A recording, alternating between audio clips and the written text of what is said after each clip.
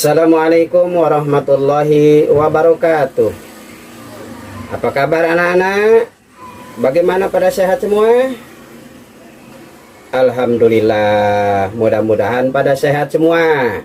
Kita tetap semangat. Anak-anak,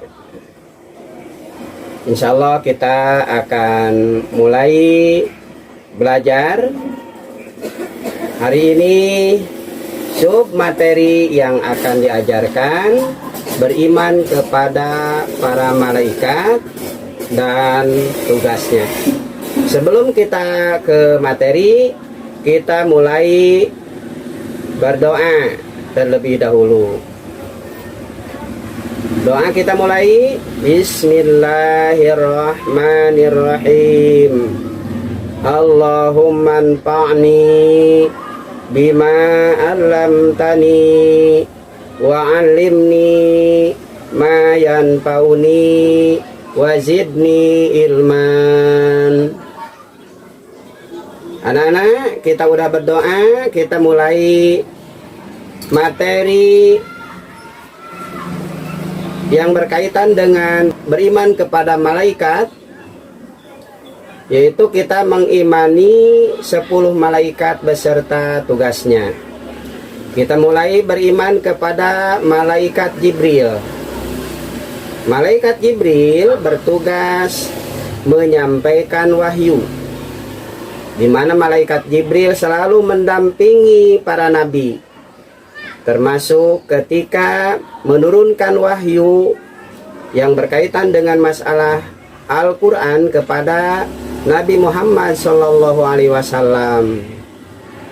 Yang kedua, malaikat Mikail yang tugasnya membagikan rizki. Malaikat ini akan memberikan rizki kepada seluruh makhluk, ya, baik yang di langit atau yang di bumi. Semuanya akan mendapatkan rizki. Malaikat ini ditugas Allah untuk membagikan rizki kepada seluruh makhluk Allah. Yang ketiga, malaikat Israfil, yaitu malaikat peniup sangkakala. Anak-anak, perlu kita ketahui bersama bahwa sangkakala yang ditiupkan oleh malaikat Israfil itu nanti akan ditiupkan ketika terjadinya hari kiamat.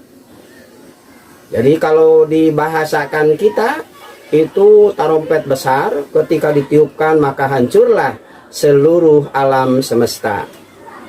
Yang keempat, malaikat Ijroil yang bertugas mencabut nyawa seseorang. Nah, malaikat ini bertugas datang kepada hamba-hamba Allah untuk mencabut nyawa. Maka anak-anak semuanya, kita harus senantiasa selalu waspada dan melakukan segala bentuk amal baik, amal soleh, supaya kita ketika malaikat Ijroil mencabut nyawa kita, kita dalam keadaan beriman, bertakwa, dan dalam keadaan sedang mengerjakan amal soleh. Kemudian malaikat Munkar dan Nakir. Nah, dua malaikat ini bertugas mereka untuk menanyakan manusia di dalam kubur. Sebagaimana dalam hadis sahih bahwa untuk orang-orang yang meninggal dunia di dalam kubur mereka akan dibangkitkan. 7 langkah ditinggalkan sama yang menguburkan itu, mereka akan dibangunkan, lalu akan dimintakan pertanggungjawaban. Buat orang-orang yang baik, hadis sahih pula menegaskan bahwa malam pertama di kubur itu bagaikan malam pengantin. Sementara buat orang-orang yang durhaka di dalam kubur itu, Allah tegaskan dalam firman-Nya di dalam surat Ghafir di ayat yang ke-46, Allah katakan, A'udzubillahi minasyaitonirrajim. An-naru yu'raduna 'alaiha ghuduwwan wa 'ashiyya, bahwa untuk orang yang durhaka di dalam kubur bukan diistirahatkan, tapi mereka akan dipertontonkan neraka pagi dan petang. Anak-anak sekalian, mari kita melanjut kepada malaikat selanjutnya, yaitu malaikat Raqib, di mana tugas malaikat Raqib ini mencatat amal baik. Selanjutnya malaikat Atid mencatat amal buruk.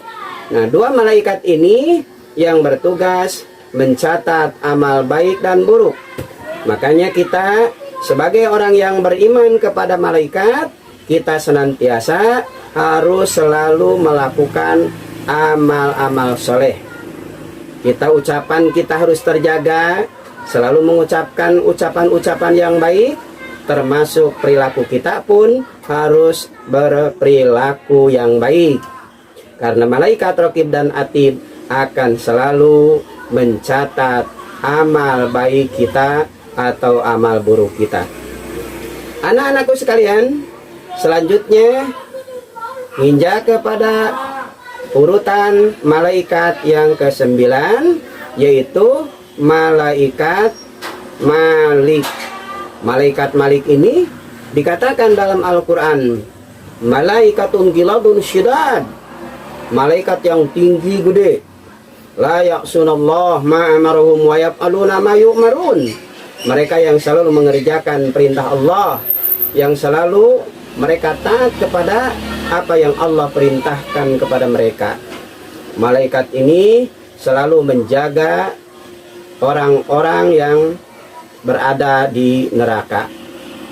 Kemudian yang 10 adalah malaikat Ridwan, yang tugasnya menjaga pintu surga. Malaikat ini sangat ramah, memasukkan hamba-hamba Allah yang beriman, yang bertakwa, yang soleh. Mereka ini mempersilahkan kepada siapa saja. Apalagi satu kebanggaan kalau disinyalir dalam ayat Allah, dalam firman Allah, bahwa untuk orang-orang yang beriman, yang bertakwa, yang kembali kepada Allah dalam keadaan husnul khotimah, mereka akan masuk surga Aden bersama nenek moyang mereka, pasangan mereka, dan anak cucu keturunan mereka. Itulah anak-anak sekalian yang disampaikan pada materi akidah tentang rukun iman. Rukun iman yang kedua yaitu beriman kepada malaikat.